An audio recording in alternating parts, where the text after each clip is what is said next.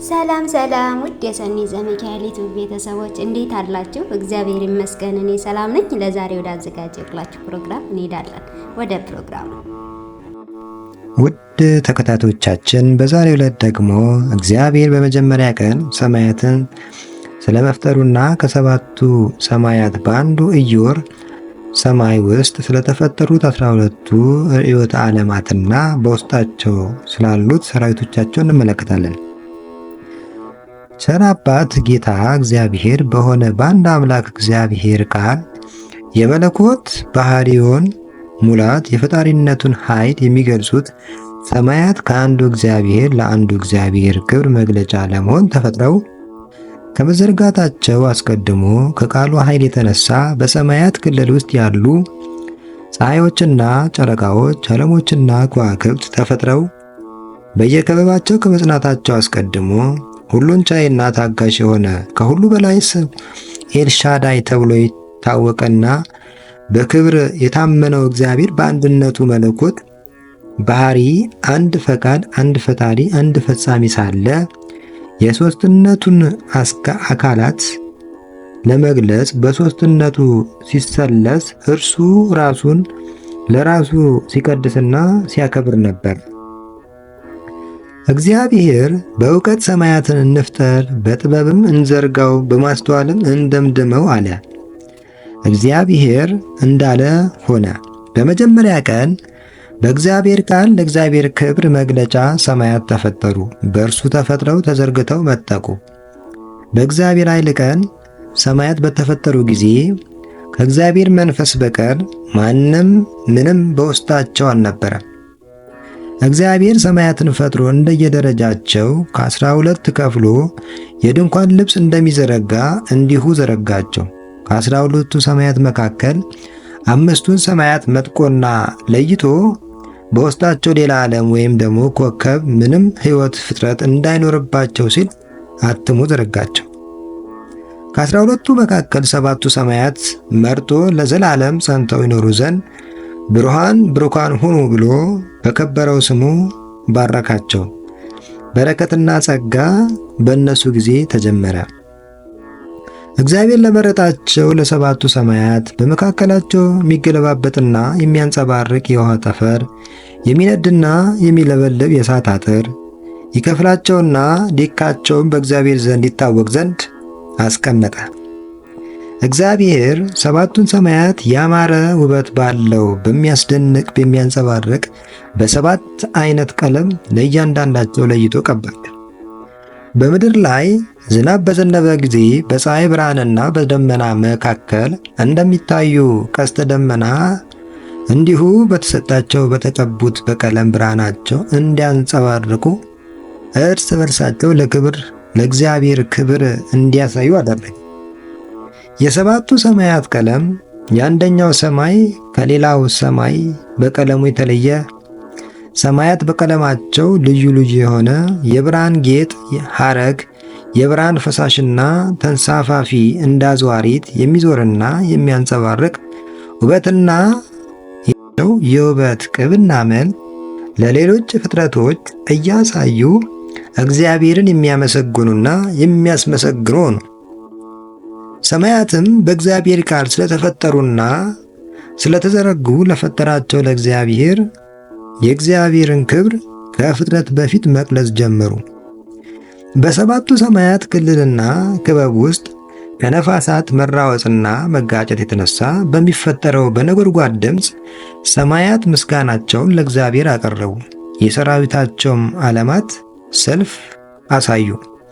እግዚአብሔር በእግዚአብሔር ዕውቀት ሰማያትን ፈጥሮ በጥበቡም ዘርግቶ በማስተዋልም አጽንቶ ካለመኖር ወደ መኖር አምጥቶ በማሳየቱ ሰማያትን በኖረውና ባለው በሚኖረው በእግዚአብሔር ቃል ተፈጥረው በውስጣቸው ለሚፈጠሩት ሁሉ ተዘርግተው ታይተዋልና የእግዚአብሔር ዕውቀትና ጥበብን ማስተዋልንም አውቀው በክብር አመሰገኑ። እግዚአብሔር ከመጀመሪያው የፍጥረት ቀን አስቀድሞ በኃይሉ ቀን ሰማያትን በጥበብ አስተውሎ በዘረጋ ጊዜ የሰማያትንም መለያ ቀለም በዓይኑ ተመልክቶ በቀባና በደመደመ ጊዜ በሰማያት ክልል ውስጥ ምንም ፍጥረት አልነበረም። እግዚአብሔር ከ12ቱ ሰማያት መካከል ለይቶ በመረጣቸውና ብሩካን ሁኑ ካላቸው ከሰባቱ ሰማያት ይልቅ ግርማው በሚያስፈራና በከበረው በሰባተኛው ሻደይ ሰማይ ክበብ ውስጥ ላይ 4 ታላላቅ ዓለሞችን ይሁኑ ብሎ የእግዚአብሔር ቃል ፈጠራቸው። ለሚፈጥረውም ፍጥረት ሁሉ መነሻና መሰረት የሆኑትና ይዋሃዱት ዘንድ ካለመኖር ወደ መኖር አምጥቶ በቅጽበት ፈጠራቸው። እነሱም አንደኛ በአቃጣይነቱ ተወዳዳሪ የሌለው ልምድምድ የሆነ ነበልባል ያለው የእሳት መፍለቂያ የሆነውን ኮሬብን፣ ሁለተኛ የረጋና ከባድ የሆነ የወርቅ አፈርና የድንጋይ ክምር ብቻ ያለበት የምድራችን አፈር የተሰራበት ላሌብን ወይም ዱላሌብን፣ ሶስተኛ የጠራና የረጋ ውሃ በረዶ ያለውን የዚህን ዓለም ውሃ ተከፍሎ የመጣበትን የውሃ ዓለም ናጌብን፣ አራተኛ ለዓይናችን የረቀቀውንና ለጆሮአችን የሚስማማውን ተንሳፋፊና ቀላል የሆነውን የነፋስ ዓለምን አዜብን ካለመኖር ወደ መኖር አምጥቶ የኖረውን ያለው የሚኖረው የእግዚአብሔር ቃል ሁኑ ብሎ ፈጠራቸው። ለእያንዳንዳቸው እንደተሰጣቸው ተፈጥሮ ሥራና ጸጋ የእሳት ዓለም፣ የውሃ ዓለም፣ የአፈር ዓለም፣ የነፋስ ዓለም መገኛና መፍለቂያ ሆነው በእግዚአብሔር ቃል ለእግዚአብሔር ክብር ተፈጠሩ። እነዚህ 4ቱ ታላላቅ ዓለሞችና በሻዳይ ሰማይ ክልል ውስጥ እግዚአብሔርን አጽንቶ አኖራቸው። በእነዚህ 4ቱ ዓለሞች ውስጥ የሚንቀሳቀስና የሚሳብ ወይም የሚበርና የሚንሳፈፍ የሚራወጥና የሚሽከረከር ሕይወት ያለው ፍጥረት እንዳይኖር እርስ በርሳቸው እንዳይቀራረቡ አድርጎ አተማል።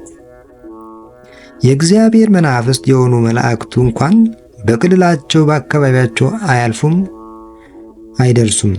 እግዚአብሔር ብሩካን ሁኑ ባላቸው በሰባቱ ሰማያት ክልል ውስጥ የከበረ ስሙን ለማሳወቅ የጥበቡን ሥራ ለመግለጽ ኃይሉንም ለማሳየት የፍጥረታት ሁሉ ፈጣሪና ባለቤት የምስጋና ጌታ ባለቤት መሆኑን ታምኖበት እንዲመሰገን ብሎ በሰባቱ ሰማያት ክልል የሰባቱ ሰማያት ምሳሌ እንዲሆኑ 3 ፀሐዮችን 4 ጨረቃዎችን በእግዚአብሔር ቃል ሁኑ ብሎ ፈጠራቸው። እንዲሁ ለሰባቱ ሰማያት ሀብትና ሰራዊት እንዲሆኑ 100 ዓለማትንና አእላፍተ ማእለፍታት ታላላቅ የከዋክብትን ብርሃናት ከዋክብትን ይህ ማለት 99 ዜሮ ያለውን ዱአትሪ ጂንቲሊዮን የሚባለውን ማለት ነው የሚባለውን ያህል ከዋክብትን እግዚአብሔር በእግዚአብሔር ቃል ይሁኑ ብሎ ፈጠራቸው። በመላእክትና በሰው ልጆች አፍ ሊነገር የማይቻል ልዩ ልዩ የሆነን ግዙፍና ረቂቅ የሆኑ ፍጥረታትን ባለንበት ምድራዊ ዓለምና በሌሎች ዓለሞች ውስጥ መኖሩን የማያውቅና የማይንቀሳቀስ መኖሩን የሚያውቅና የሚንቀሳቀስ የሚሳብንም ትንፋስንም ከነፋስ ሙቀትንም ከእሳት ደማዊ ነፍስንም ከውሃ ፈራሽ የሥጋ አካልንም ከአፈር አግኝቶና አዋህዶ ካለመኖር ወደ መኖር ካለመታየት ወደ መታየት የኖረውን ያለውን የሚኖረውን የእግዚአብሔር ቃል ፈጠራቸው። የፈጠራቸውን ፍጥረቱንም ሁሉንም እንደየወገኑ እንደየጣቸው ከደማዊ ነፍሳቸው ጋር የሚያያይዝና አንቀሳቃሽ ሕይወት የሚሆናቸው እስትንፋስን በአፉ እስትንፋስ እፍ አለባቸው። የተሰጣቸው እስትንፋስም ነፍስ ሆናቸውና የሥጋ ሙሉ አካላቸውን የሚያንቀሳቅስ ሆነ። እግዚአብሔርም ምግባቸውንና መኖሪያቸውን የሚመርጡበት የሚጎዳቸውን የሚጠቅማቸውን የሚለዩበት የሚያስቡበት አእምሮ የሚያመሰግኑበት ድምፅ በሰጣቸው እስትንፋስ ነፋስ ላይ ልባዊ የሆነ የጸጋ አእምሮ ሰጣቸው። በተሰጣቸው ልባዊ አእምሮ ክፉና ደጉን የሚለዩ ሆኑ። የፍጥረታት ሁሉ በመጀመሪያ ፍጥረታቸው ቀን በእግዚአብሔር ቃል ስለተፈጠሩና ለየወገናቸው መጀመሪያ ስለሆኑ የተፈጠሩበት ቀን ልደታቸው ሆነ።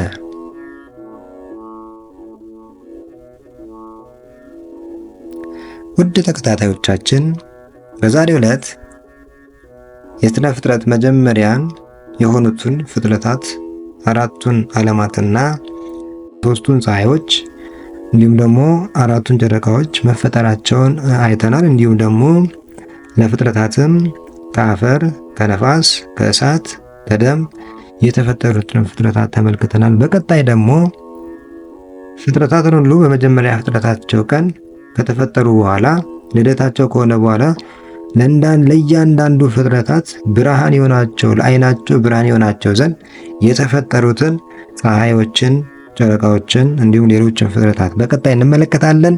እስከዛው ድረስ ይቆየን። የሰኒ ዘሚካኤል ዩቲዩብ ቤተሰቦች በሌላ ፕሮግራም እስከምንገናኝ ድረስ ሰላም ቆዩልኝ።